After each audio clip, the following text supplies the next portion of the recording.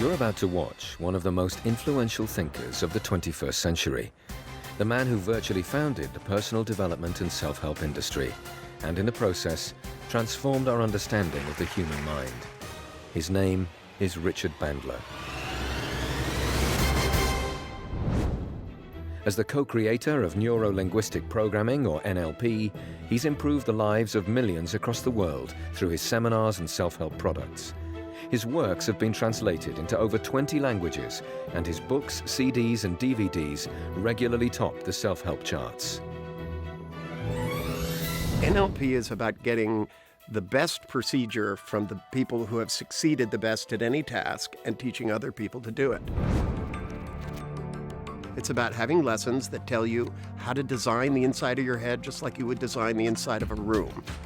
Dr. Bandler personally trained to NLP Master Trainer level the internationally acclaimed lifestyle guru Paul McKenna.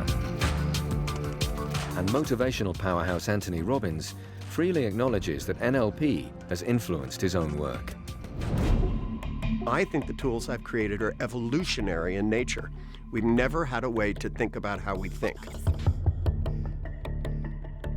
Being trained primarily as a physicist taught me to think in terms of how things work in systems. I used to design compiler systems, and that technology of teaching machines to do what humans did got me the idea that we could teach humans to do what other humans did by looking at the process, not the content. Thanks to Dr. Bandler's mind training techniques, therapists, athletes, business people, writers, artists, musicians, teachers, entrepreneurs, negotiators, politicians, and countless others have become more successful and more effective at what they do. NLP has even inspired and been featured in TV hit series. Through NLP, millions have become assured and more self-confident, fostering a positive outlook on life that's freed them to achieve their goals and fulfill their ambitions. And because Richard Bandler teaches others the art and science of excellence, celebrities who excel at what they do are happy to work alongside him.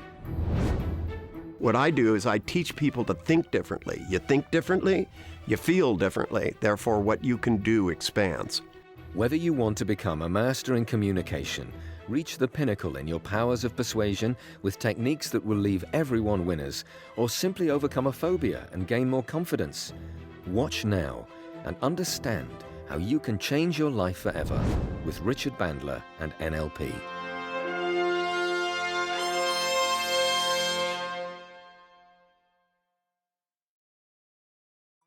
Celebrity chef Aldo Zilli has been running successful restaurants in London's West End for over 30 years. It's a far cry from his humble beginnings growing up on a farm in Abruzzo in Italy, and he has his mother to thank for his love of cooking. My mum was always cooking for 10 people every day because there was 9 children and a husband. So I suppose I was with her, I was the youngest, so I was always with her cooking and helping her.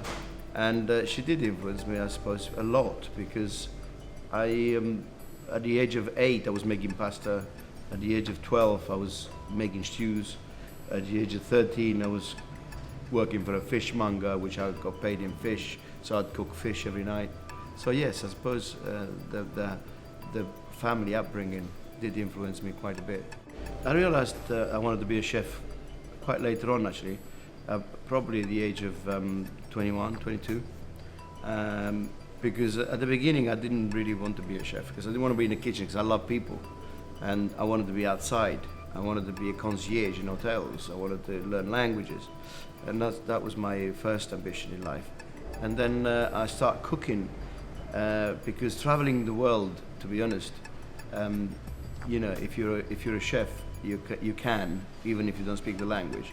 And that was my ambition, to travel the world. So I started working in a kitchen in Italy, and then my mum taught me, you know, a lot of things about cooking. And then I realized that I could do this for a living. Getting the chance of opening my first restaurant at the age of 26 in those days in this country where Italian ingredients were very limited and I had to cook with what I had. And opening my first restaurant was a very big chance that I took, but I had nothing, so I couldn't lose at nothing. So it wasn't that bad, but it was a huge turning point in a sense that I was in business all of a sudden. Today, Richard Bandler is on his way to meet Aldo. By questioning and observing him, he will uncover what has made him a successful chef. Hi, I'm Richard Bandler, I'm Aldo Zilli. and I'm here today see if we can find out what makes you such a talented person. I'm not a psychologist, I'm not an archaeologist, and I'm not a voyeur either. I'm not really interested in how people develop their difficulties. What I'm interested in is how you neurologically learn to think differently, how the brain recodes and produces different behavior. My work is based on the structure of our neurology and our neurochemistry. And so I'm only interested in the future. I'm interested where people want to go. My job is to go and find really bright, creative people who are the best at what they do, and get from their mind both the conscious and the unconscious portions of what makes them an exceptional human being. Whereas a psychologist wants to find out what's wrong with you, my job is to find out what's right with people, to find out how they become successful at what they do, and how they stay motivated, and how they're creative. And obviously you're one of those people. Mm-hmm. See, a lot of people go, gee, I wish I could be like so-and-so and own a restaurant. At some point in time, you did something in your mind that told you that you could do this, and in fact you could do it better than other people, that this could be a vocation. At the age of 26, I was working in a restaurant, and the owner decided to retire, and he said, would you be interested in renting my restaurant off me while I just go and play golf? And that was a big turning point, because I thought I could do a lot better than he was doing. Okay, and now when you thought that, did you actually inside your mind make a picture of you being in a restaurant, having it be different and being successful? The picture in my mind was of being the boss. I was always dreaming of being the boss. So were you being the boss in the same restaurant, or were you being the boss in a restaurant that was even better than the one you worked in? I was being the boss in the same restaurant, but I made it better. For some reason, that restaurant turned into a celebrity magnet.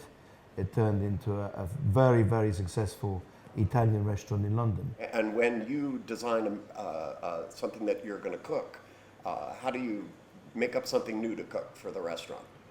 Where does that come from? Where is the seed of the creativity in your brain? Do you start with a smell or a taste, or do you decide what it's going to look like? Or Colors first. Colors. That's interesting. People eat it with their eyes. People eat with their eyes. So I always think art, colors, how I'm going to put it together on a plate, what it's going to end up looking like. When I write books, it's exactly the same. And then I go for the ingredients that are available at the time of the year. The first thing I put on the menu, I'll never forget this, was the Italian flag colors. Mm-hmm. You know, so I put a tricolore on the menu, which is avocado, tomato, and mozzarella. That's great. And that was my first thing I ever put on the menu in my first restaurant. And you laid them out in a row like the flag? I laid them out properly with a little bit of basil dressing, and people loved it, and it's still on the menu now. After 30 years. Obviously that was one that worked. Yeah. Don't mess with success. That's what I always say. No, don't fix it if it's not broken. I think I'm getting a little bit of the gist of what you have to offer people, and part of the process that I use to find out how I'm extracting somebody's talent is to see if I can instill a little of that in other people. So I've brought some catering students here with me. There are people that probably in their mind wish they could become you. And both you and I know that's probably not the best thing, that you can't really become somebody else, but you can learn from their talent. Obviously, you're somebody who's got a very strong will. You can take risks, but you also have unique ways of making decisions about how you would prepare food. And you understand the restaurant business enough that you know it's not about sitting in the back of the kitchen making perfect meals, that your relationship with your customers is important.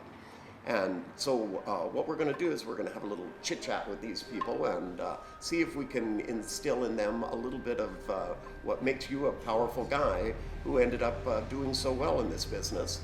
And hopefully if we get a little bit of that in the front and the back of their mind, they'll stand a better chance of someday maybe we'll be eating in their restaurants.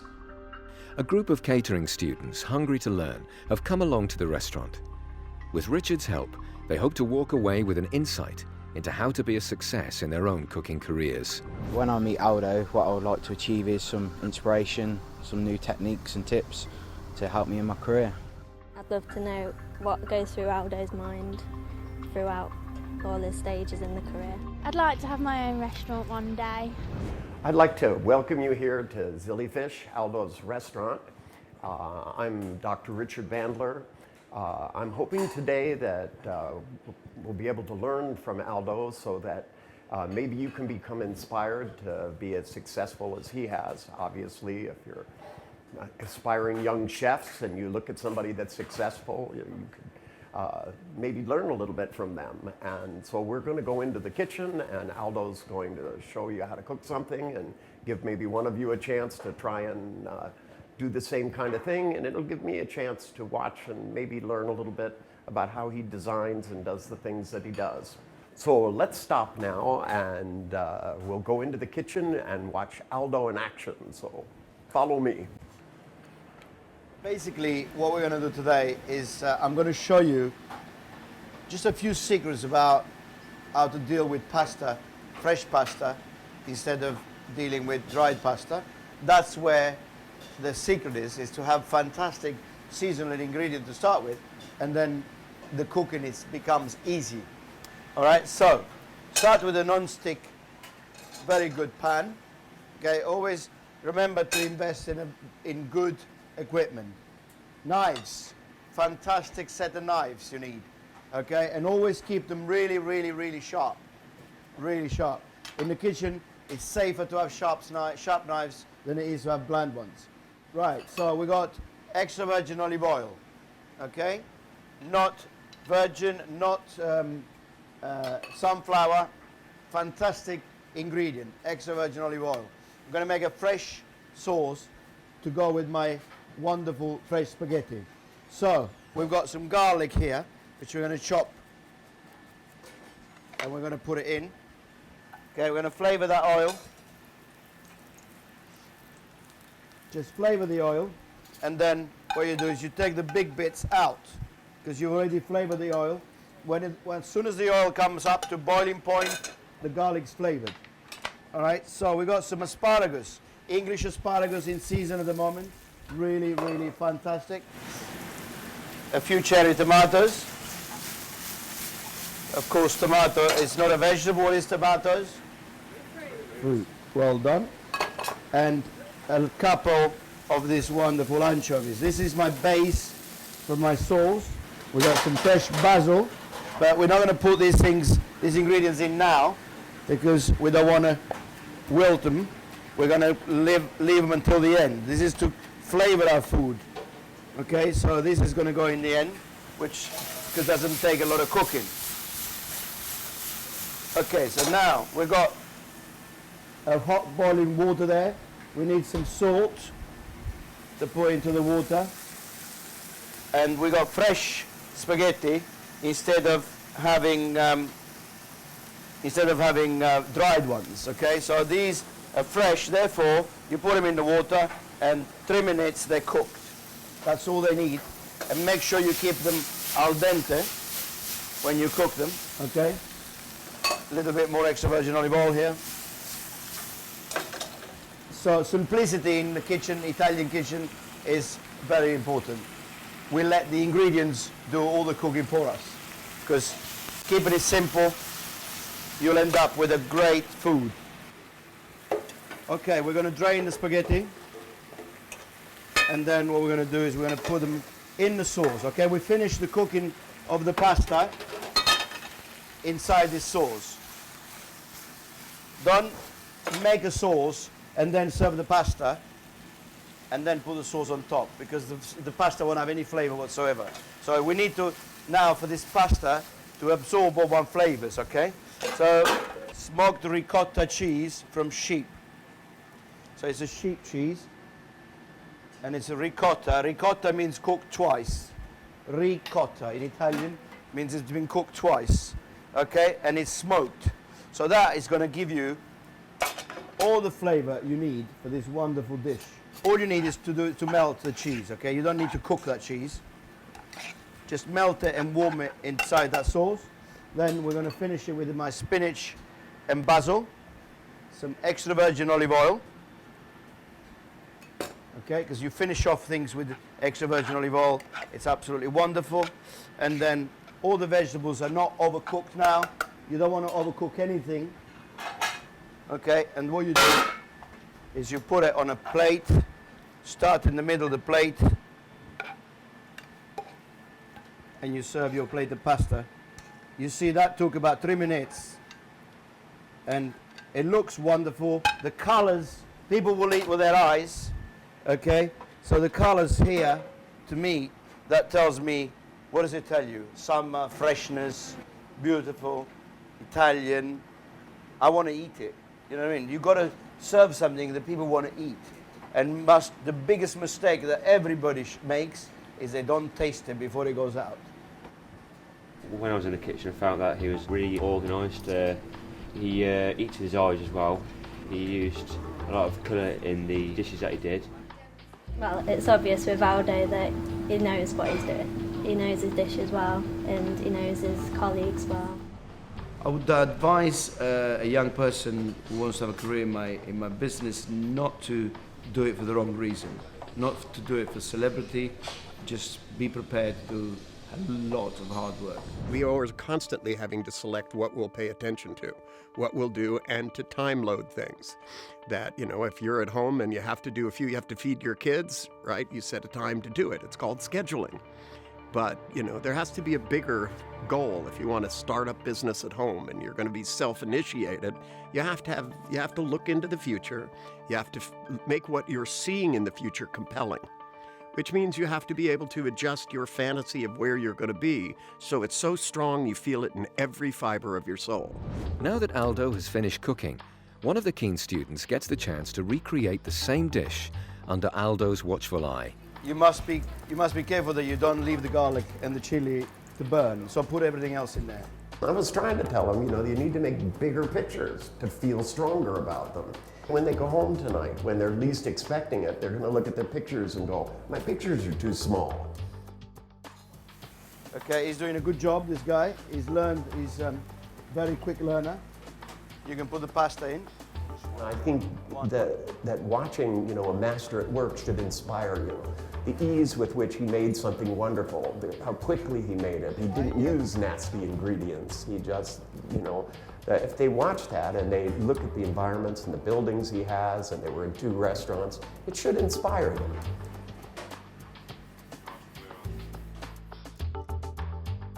Hey, here's 5. Well done. I mean, you watch most celebrity chefs and your brain is going, I could never do that.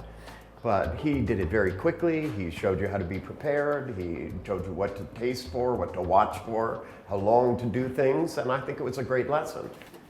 Well done. Get out of my kitchen, please, everyone. With the cooking done, the students now get the chance to ask their mentor questions and find out the best tips of the trade.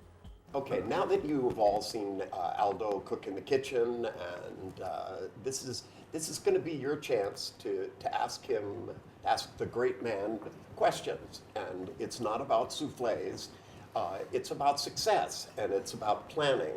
And those of you that want careers like his career, it's your chance to learn a little bit. I want to throw in a few things myself, because observing him and talking to him, there are, to me, some things that are obvious. The difference between the confidence with which he talks about cooking and his future was real different than the way you guys are talking and thinking about it.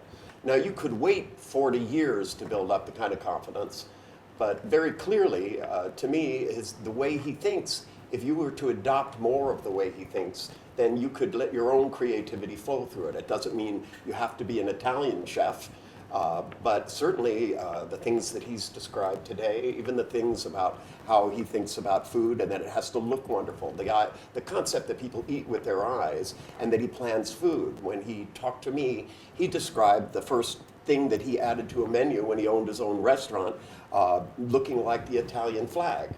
And since that had a strong emotional response to him when he lined up food so that it looked that way, it of course gave other people that emotional response.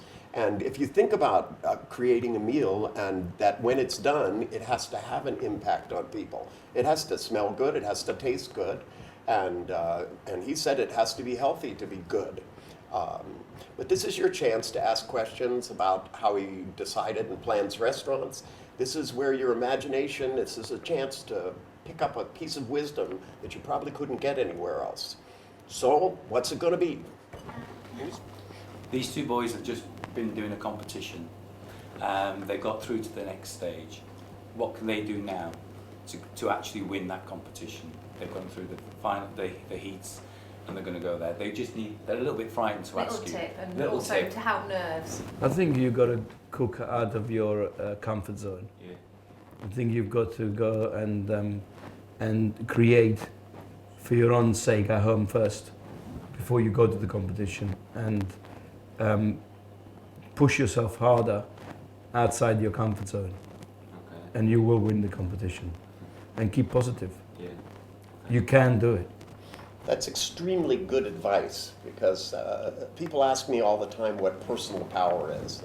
They go to Tony Robbins' seminar, and Tony tells them to face their fears. And when they come to me, they go, what do you think personal power is? And I think personal power is knowing what you do well and knowing what you don't know well, so that you know what to do next. Because, like, you know, when you get to a certain point, if you just become too comfortable with it, then you just go into this loop and it goes on forever. There are some people as teachers that teach 50 years one time, and some people teach for 50 years. That's what makes a good teacher. And even when he was teaching you guys to cook a meal, you know, you guys said, oh, you did it too fast. And I don't think you can get people to learn too fast. I think that's what gets things to set in. Maybe he missed one ingredient in there, but the fact that it's all done quickly and the brain patterns things together. You know, if you draw figures on a piece of paper and you flip through it, the stick figure will get up with a frying pan and cook a meal. But if you hand people one of those once a week, the brain doesn't pattern it. People learn faster. And when you challenge yourself and you get to the point where you do something well, and then you go, okay, I can do this well, what can't I do well? You know, sort of what you've done, what you thought about when you were young, and you carried on now. What is your next step then? What's your next success going to be? Well, I challenge myself every day, and every so often I reinvent myself, because I don't want to sit on my laurels and get old and bored. So at the moment, what I've done is a few months back, I gave up alcohol, cigarettes, and now caffeine, just to challenge myself, see if I can be that person. And what kind of person will I be without all those things that I've done all my life? So I've discovered a new me now, and the way I'm going is my future is towards cooking great, healthy food for people to appreciate and staying green. We know you're a very busy chef, so how do you manage all the time with your personal times like that? It's not difficult it's about organization. It's about organizing your head first, and then what you're going to do for the day. I mean, if you think about, I write books, I do cookery programs, I control my kitchens, and I also have a very young family. And I also have exercises to do every day, because unless I do the exercise, my head won't go with me. So I need the strength that I get from the exercise in order to keep myself going. And the advice of no matter what happens, you know, don't give up. It means get that big picture in your mind, keep your eye on the prize, because someday it'll be you sitting here, and there'll be a 95-year-old Richard interviewing you. And the most important thing is to keep going and keep cooking at home, and buon appetito.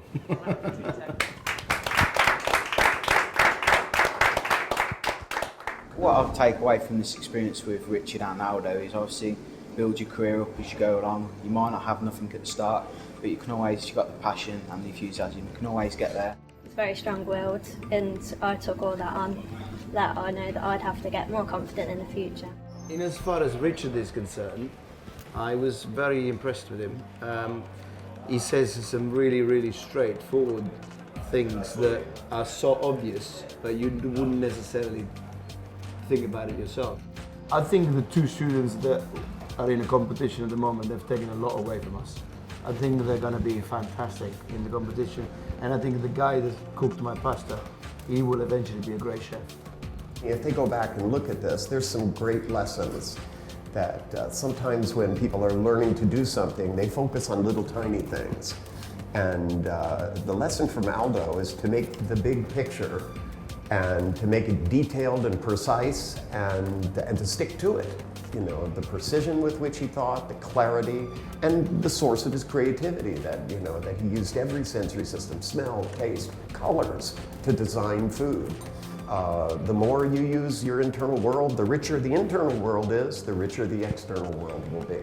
You make plans and you make them as inevitable as breathing, and then you can't not do it. This has been a once-in-a-lifetime opportunity for these catering students, as Richard has passed on the strategies they will need to make a success in their future careers as chefs.